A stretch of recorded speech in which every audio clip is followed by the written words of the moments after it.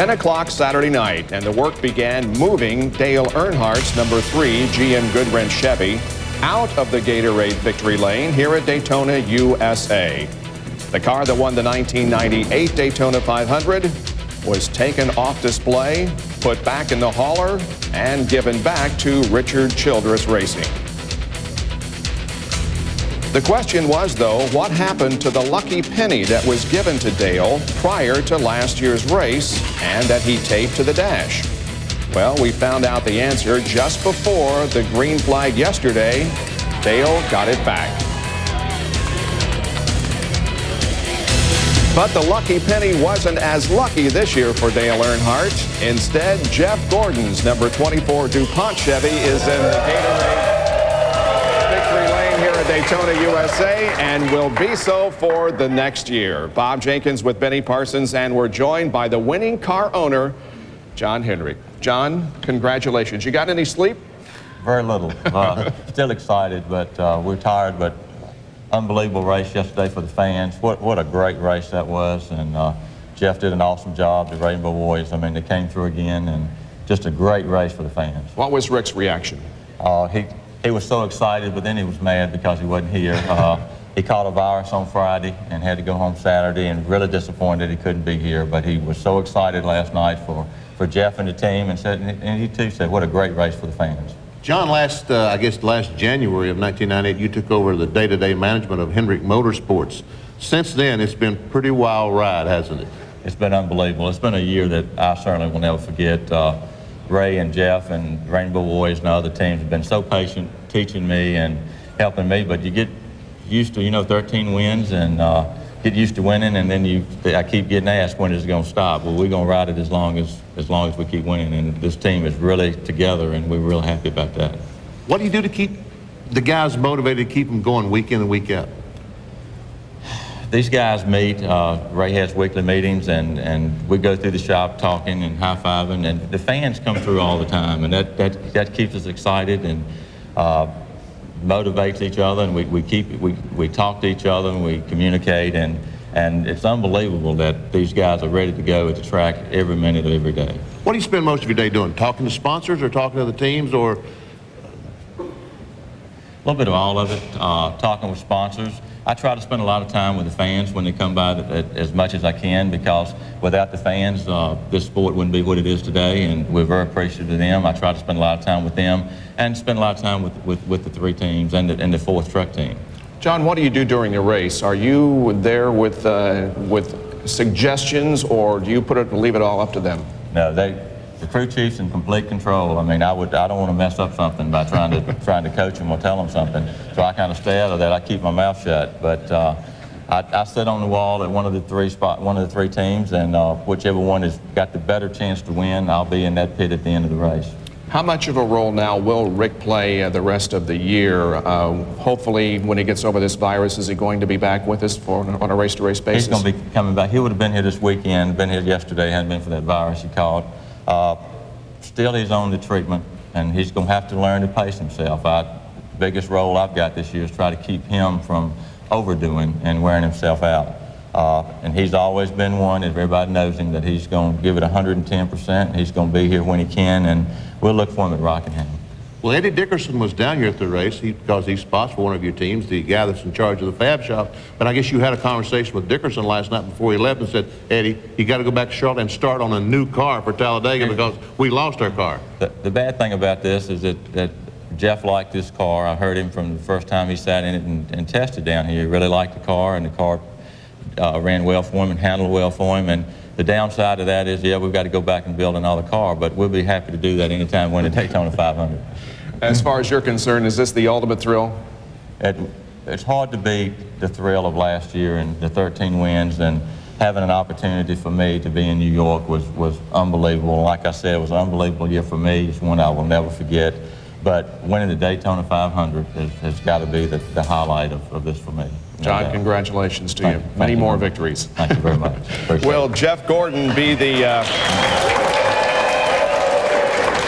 Will Jeff Gordon be the driver of the year when the ESPY Awards are handed out tonight? Well, we'll find out. The pre-show is at 7:30 tonight on ESPN, and the actual ESPYs are starting to be handed out at 8 o'clock tonight. There's the winning car of Jeff Gordon in Daytona, USA. More on the winning car induction ceremony in a moment. This February on Time Warner Communications pay-per-view. It's what we call a global killer. Nothing would survive, not even bacteria. Are these our final days? The United States government just asked us to save the world. Anybody want to say no? Think we'll get hazard pay out of it? Earth's darkest day. Do you think I'm gonna quit? Will be man's finest hour. We never quit! Armageddon. Non-stop suspense is easy to order on Time Warner Communications pay-per-view. Turn to them for help. You can always count on their protection. And all they ask from you is to play golf. The South Bay Police and Fire Memorial Foundation invites you to join them in the 5th Annual St. Patrick's Day Golf Tournament, March 15th at the Los Verdes Country Club in Rancho Palos Verdes. Bring your team or just bring your clubs for men's and women's play in team or individual competition. Call today for special sponsor packages and more information on the 5th Annual St. Patrick's Day Golf Tournament. My apartment has a TV. I watch RPM tonight for my knowledge. The more I watch, the bigger it gets. Someday, I will share my knowledge with the world. That will be a fun day.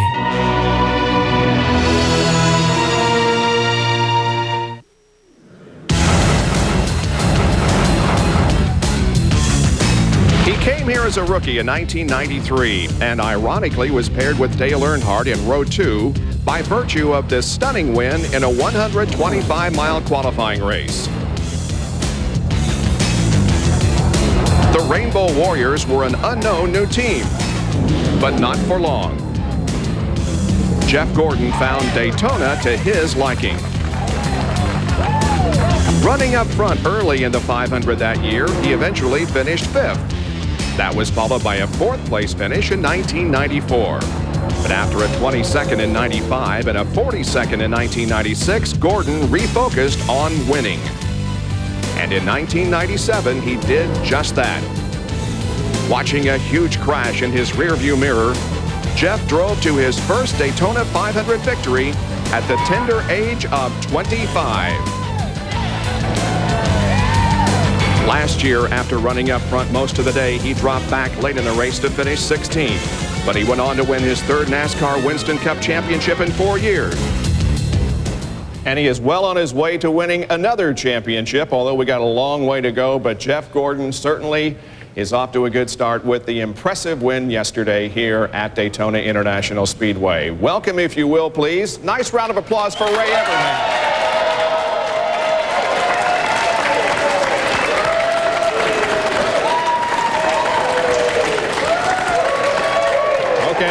Okay.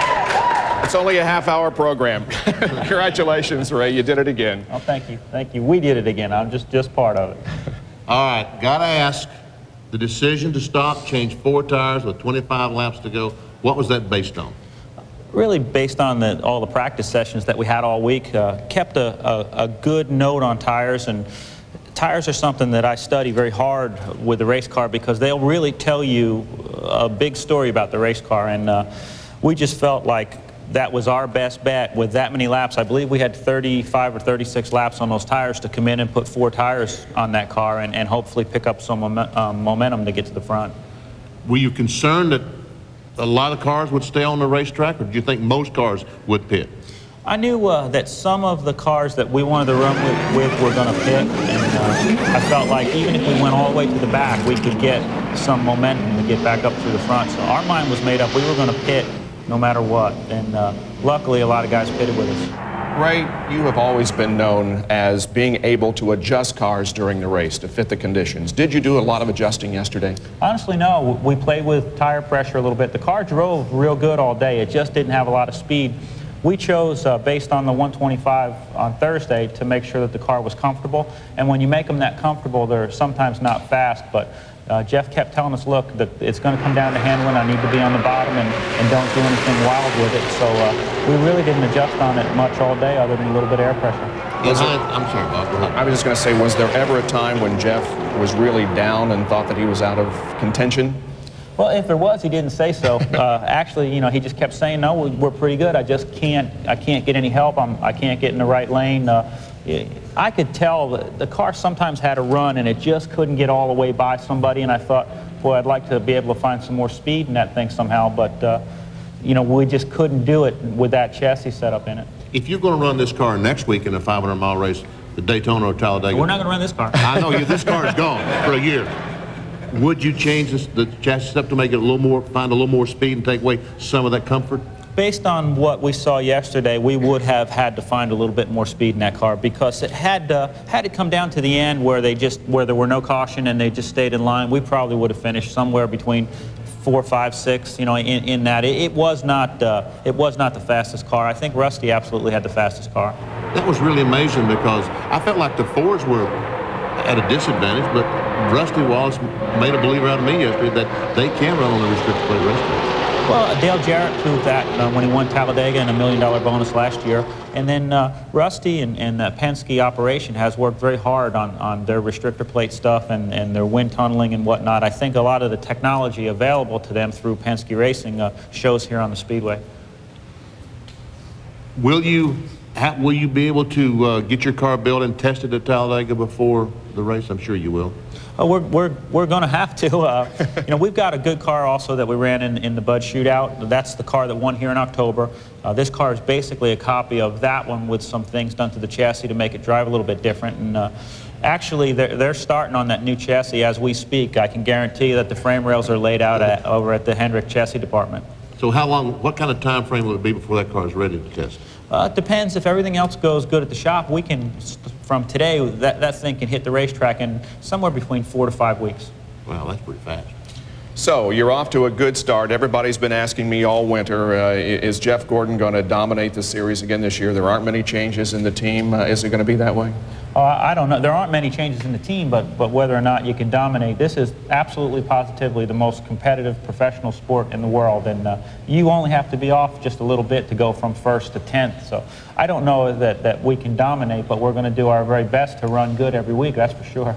Well, Jeff Gordon, of course, is up for Driver of the Year in the ESPYs tonight, and there's another honor that he could win. But for right now, he's the Daytona 500 champion for 1999, and the car that he drove to victory is being inducted into Daytona USA. Back with more in just a moment. Marijuana, you know, cost me a lot of things. I mean, I used to be a straight-A student, you know. I was liked by all the neighbors, you know. Never really caused any trouble. I was always a good kid, you know, growing up, you know, it was all right. Before I knew it, I was getting thrown out of my house. I mean, it's crazy to think what really happened to me. I was a good kid, straight-A students. Next thing I know, I'm getting thrown out of my house, and it's like, you know, I just became a total loser. Have you outgrown your current position or find yourself unemployed? Then it's time to look in the National Business Employment Weekly. You'll find top jobs with top companies and advice on landing them.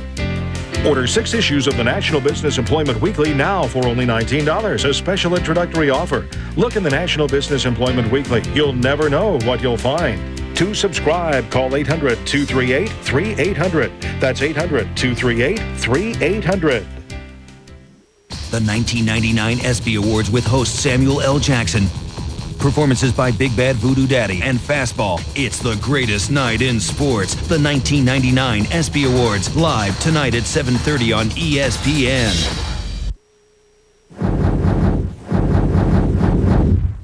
Jeff Gordon led for just 6 of the first 189 laps. That made the win even more special. Your rear bumper, all through your mirror. It was a great victory. I think I've been very fortunate. Been doing it ever since I was 5 years old. That's all I look for is to see those checkered flags waving. Ladies and gentlemen, the 1999 winner of the Daytona 500, Jeff Gordon.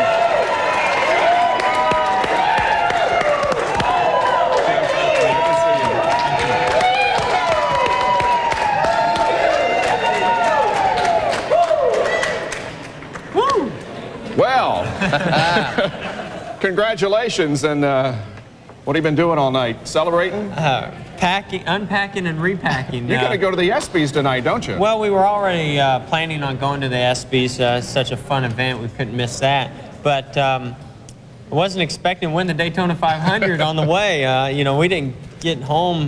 Boy, it was like midnight last night when we got home, and I didn't bring my tuxedo with me to Daytona. Next time, I think I'll plan a little further ahead for the ESPYs. So I had to go home and get that. But once we got there, we had to eat. I mean, it was a long night, but well worth it. Let's talk about the race. Okay.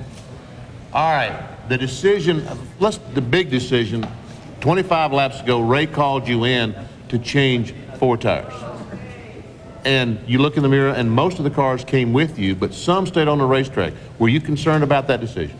Well, as we were going through turns 3 and 4, I had to ask Ray a lot of questions because I said, hey, you know, what are we going to do? He said, oh, we're going to pit. And I said, okay, well, what if nobody pits?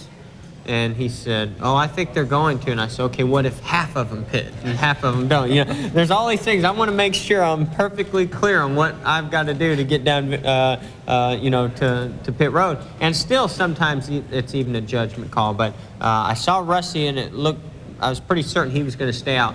And luckily for us, we were sitting back there, you know, 5th place or something like that. And it's easier to make that decision as far as the driver's concerned.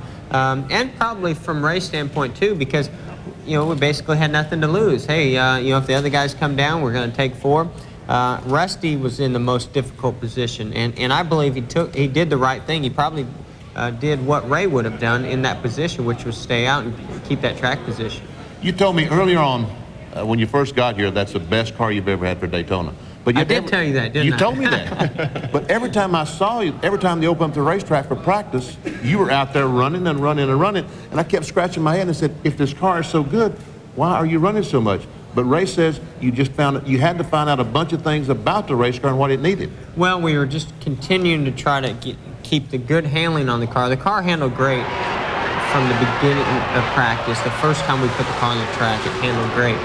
But I just wanted to make sure we had handling and speed because, you know, we've been here several times and we've had good race cars. And it just seems like this year, more guys were being able to handle good and have good speed. And so I wanted to get myself in position, sort of like in the 125s where I got underneath guys to see if the car would get loose or draft up, see if I could pass and do different things. And, you know, Ray really, he's the guy. He wants to test and test and test. He can't get enough of practice, and he likes to be on the racetrack. For me, I kept telling him, hey, I think this car is great. I really do. And I had to even convince him after the race that I felt like it was the best car out there. I just didn't have any drafting partners out there to help me get up there. But even you bring the car into victory lane, will be sitting here for the next year in Daytona USA. But Earnhardt had to put a piece of him on the car to be sitting here for the next year, didn't he? He just can't stand it. He's got to be a part of Daytona USA in some way, and he deserves it. He belongs into Daytona USA as far as I'm concerned. And it was great. After the race is over, I take that, as a, hey, great race, great battle, congratulations, and here, I'm going to put a little mark on the side of your door just so everybody knows I was here.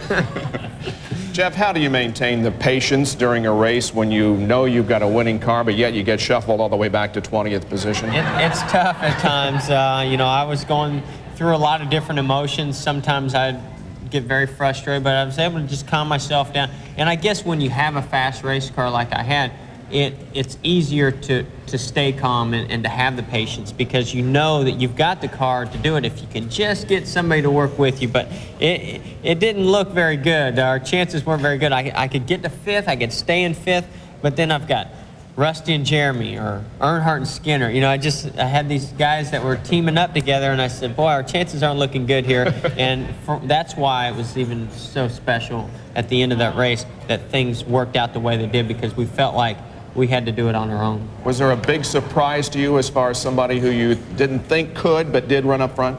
Well, Kenny Irwin, I was not expecting him to be there. I mean, he didn't look like he had that strong of car through practice, And, you know, yet late in the race, he looked like he had a very strong race car. He was even making some moves on Earnhardt as Earnhardt was trying to get by me. So I knew Skinner would be a factor, and I knew Earnhardt would be a factor. I was expecting Rusty to stay up there. Even though he didn't come into pit, I was expecting him to still stay in front.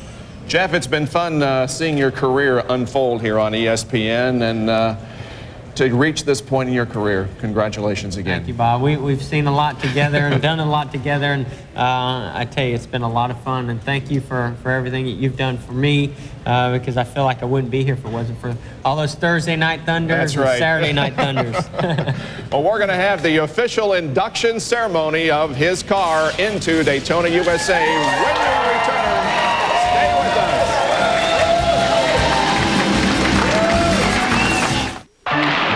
Break. 1, 2, 3, 4. Give me a break. Give me a break. Break me off a piece of that Kit Kat bar. Give me a break. Give me a break. I want to take a break with that Kit Kat bar. No matter where you are these days, it seems people are using 1010-9000, the easy way to find a phone number. That's because all you do is dial one number, 1010-9000, to get any listing you want. And it could be any town, anywhere in America. They'll even dial it for you and not charge anything extra for doing it. So you don't have to hang up and dial it yourself. That's pretty easy, huh? You said it. No, I think we said it together. Well, obviously you needed some help. Thanks. 1010-9000, directory assistance for everyone in America. You want to make money? Read Forbes. Call now and get a risk-free issue of Forbes, filled with ways to make money and get ahead in business. If you like it, we'll send you 13 more issues for just $19.97, and you'll get the Forbes Investment Guide free. Call now for Forbes.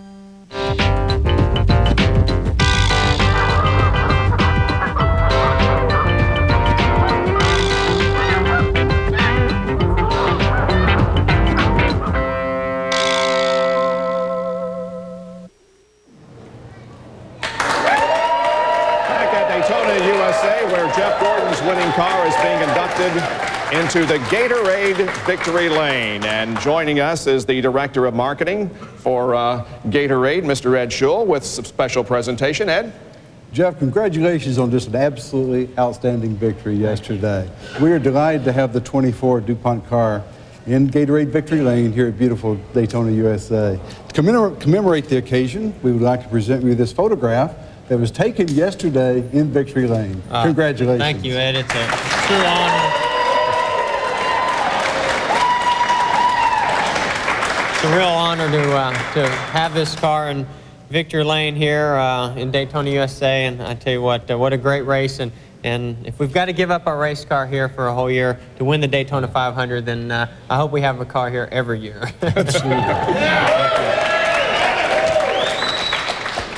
Jeff, can you explain your feelings when you have won the race and you get to roll into Victory Lane and do all the champagne spray and all that kind of thing? You know, your emotions just take over. You're so excited, and especially in an event like the Daytona 500. It's just such an awesome event, such an awesome race, and especially the way the race comes down. That has a lot to do with how excited you get about a race win. Is when you're battling with a guy like Dale Earnhardt, who you know is the best at Daytona, and you pull a victory off. When you pull into Victory Lane, I could just see the look on my team, my wife, everybody. You know, I just knew this was a special event and an exciting race. Jeff, again, congratulations on a great run. A lot more races to go, though, and the work isn't over yet. That's for sure. I mean, really, this is a great way to get the season started, but I can tell you that there's going to be a lot of guys gunning for us when we get to Rockingham, and even though Rockingham's one of our better tracks, we're really going to find out next week and really in the next couple weeks what we're going to be, what our chances are for the championship. Folks, one last time to give this guy a round of applause. Jeff Gordon, winner of the 1999 Daytona 500. And good luck during the ESPY Awards. RPM is coming up next, and we will see you later. Again, congratulations to Jeff Gordon and all the Rainbow Warriors on a great, great day. This has been a presentation of ESPN, the worldwide leader in sports. For more, log on to ESPN.com, part of the Go Network, go.com. So long, everyone.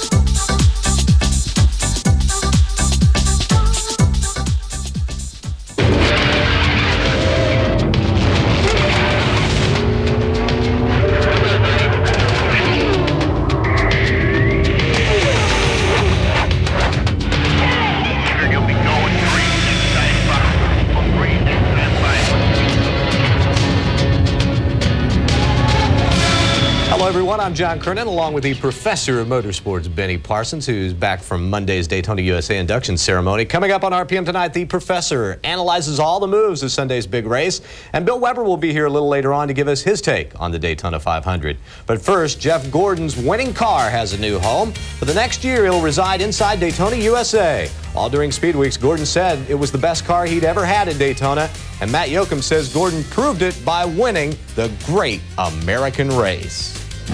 For the second time in 3 years, Jeff Gordon won stock car racing's biggest event, the Daytona 500. Making the win even more special is the fact that he beat the defending race winner and Daytona's most prolific performer, Dale Earnhardt, who left his own congratulations on the door. Yeah, I think he was putting his signature on the side of the door, in rubber, because, that's Dale's way of saying, hey, that was a great race. Congratulations. Your car's going to Daytona USA tomorrow. And here's my signature on the side of it so everybody can see it. It shows everybody that we really haven't lost any momentum since Atlanta, and I think that was the thing I was most happy about last night. We got off to a slow start this week. We seemed a little bit rusty, and everything really came together yesterday, and it just lets me know that the depth and the strength of this team is still there. It was a great Daytona 500, and when you're part of a great race and you pull off the win, that makes it even more special. Gordon's pass for the lead on Rusty Wallace was a daring move, more of a high